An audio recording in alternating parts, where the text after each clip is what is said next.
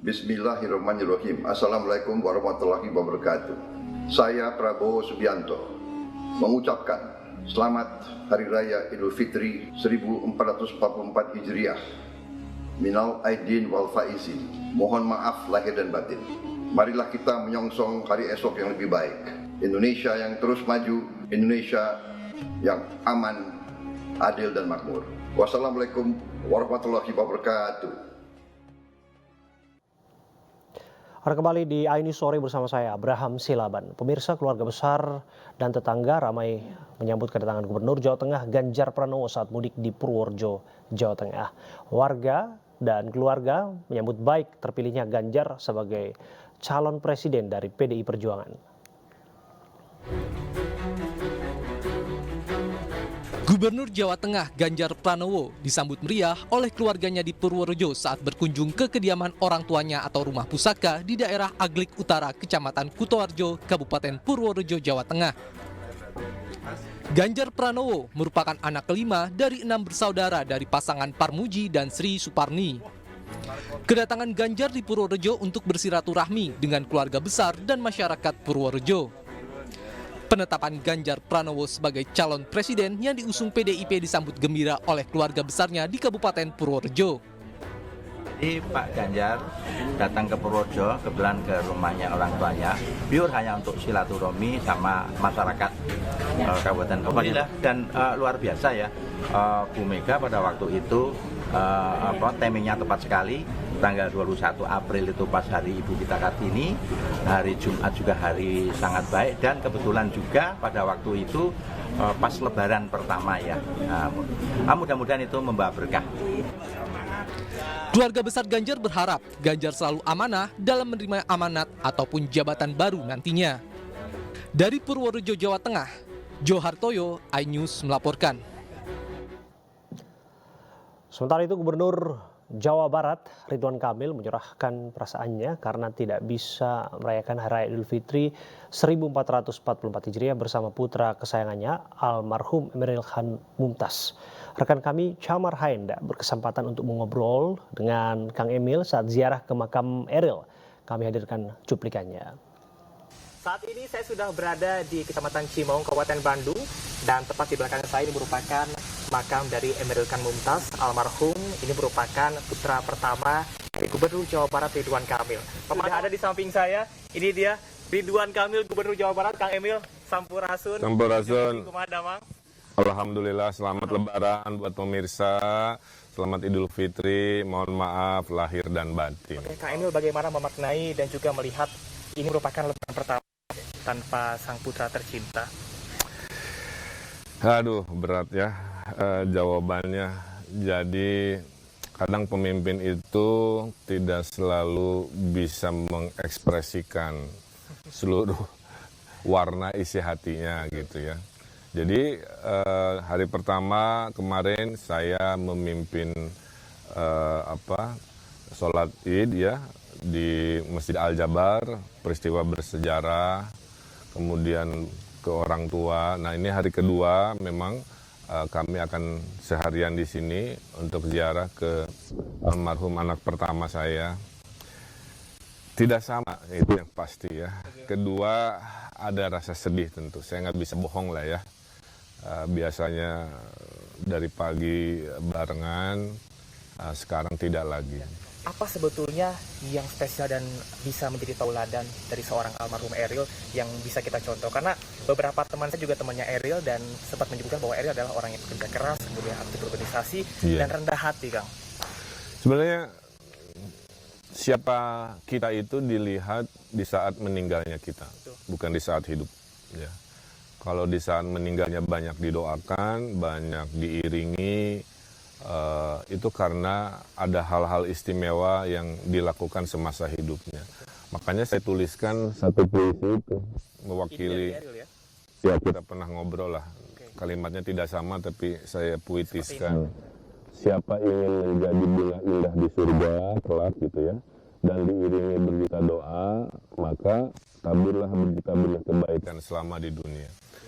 Jadi dalam Islam, orang yang sudah wafat itu putus semua urusan dunianya kecuali 3 hal. anak soleh, amal jariah, dan ilmu yang bermanfaat.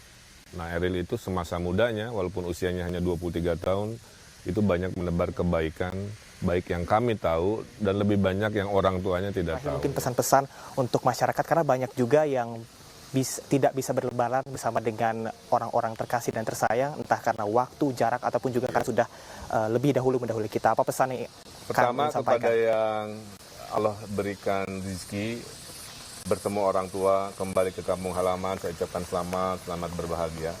Bagi yang belum bisa berlebaran, apakah Anda sedang jauh dari kampung, apakah petugas yang mengurusi negara dan mudik, saya doakan insya Allah akan memberikan skenario terbaik, karena saya percaya semua indah pada waktunya. Betul. Kita mintanya lohor, Allah kasihnya maghrib misalkan kan, mintanya sekarang, Allah kasihnya besok. Betul. Jadi kebahagiaan itu tidak selalu pakai skenario manusia, percayalah ketetapan Allah lebih baik dari yang kita bayangkan.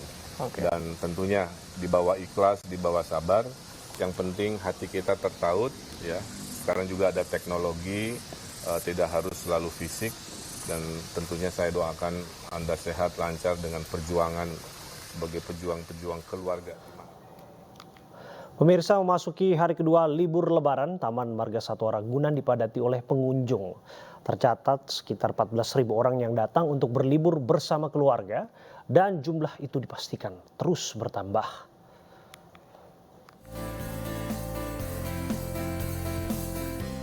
Hari libur Lebaran banyak dimanfaatkan oleh masyarakat untuk berwisata. Taman Marga Satwa Ragunan bisa menjadi pilihan para keluarga yang ingin melihat satwa dan bertamasya bersama keluarga. Selain menyenangkan, harga tiket masuk ke Ragunan juga ramah di kantong, yakni Rp4.000 untuk orang dewasa dan Rp3.000 untuk anak-anak. Bertepatan dengan momen Lebaran dan Hari Bumi, Ragunan mengadakan atraksi memberi makan gorila bernama Komu. Hari ini Komu juga berulang tahun dan dirayakan bersama para pengunjung di Ragunan. Uniknya, karena bertepatan dengan Lebaran, makanan Komu dibungkus dengan tempat seperti ketupat, lalu diberikan kepada Komu. Tercatat ada sekitar 14.000 pengunjung yang datang ke Taman Marga Satwa Ragunan. Kalau bicara kenaikan, kan ini data masih berjalan ya. Tahun lalu itu tercatat ada sekitar 30.000 lebih pengunjung ya di hari kedua Lebaran. Untuk saat ini baru tercatat ada 14.000 di posisi jam 9. Ini artinya pengunjung kita masih akan terus bertambah dan kita akan tutup loket pukul 17.00 ya.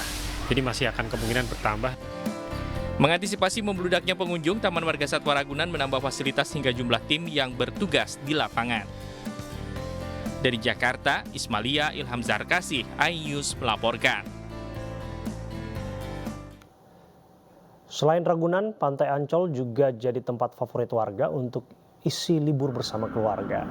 Hari kedua Lebaran, Pantai Ancol ramai pengunjung yang berlibur. Di hari kedua Lebaran, destinasi wisata biasanya menjadi tujuan favorit masyarakat berlibur. Salah satunya di Taman Impian Jaya Ancol yang menjadi destinasi favorit warga ibu kota mengisi waktu liburan mereka. Sejak pagi, Pantai Ancol ramai pengunjung yang didominasi wisatawan lokal yang dibuka mulai pukul 6 pagi hingga pukul 11 malam.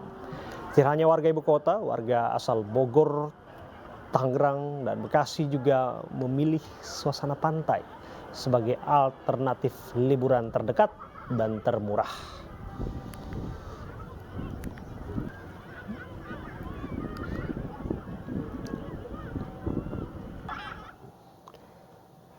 Lebaran kerap jadi momen bagi masyarakat untuk berlibur ke tempat wisata. Salah satunya di Subang, Jawa Barat yang menawarkan wisata dengan tema bunga dan kastil yang kini ramai dikunjungi sejak hari pertama Lebaran.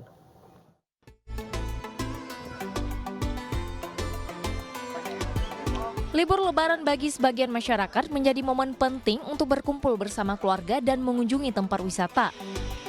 Seperti di Subang, Jawa Barat, ada tempat wisata di Castello yang bertema bunga dengan menawarkan berbagai macam spot foto yang menarik. Selain itu, keunikan yang menjadi daya tarik pengunjung yaitu kastil besar yang kerap menjadi spot foto para pengunjung. Untuk fasilitasnya di Castello ini apa saja, Kang? Oh ya, kita ada perbedaan dari Lebaran tahun kemarin sama sekarang. Kita ada fasilitas baru, yaitu gedung oleh-oleh. Kalau untuk tahun Lebaran kemarin kita belum ada gedung oleh-oleh, sama kita ada tambahan beberapa wahana baru. Nah, selain itu untuk fasilitas lainnya kita ada 2 kafe, ada 1 area food court dan ada 1 restoran. Jadi nanti kalau untuk para tamu. Dengan harga tiket masuk sebesar Rp50.000, fasilitas yang disediakan sudah lengkap, dimulai dari spot foto, restoran, hingga tempat berbelanja oleh-oleh. Dari Subang, Jawa Barat, Jen Cahyani, Eri Nugraha, Ainus melaporkan. Ratusan warga dan diaspora Indonesia di Prancis rayakan Hari Kemenangan di KBRI Paris. Informasinya saat lagi untuk Anda.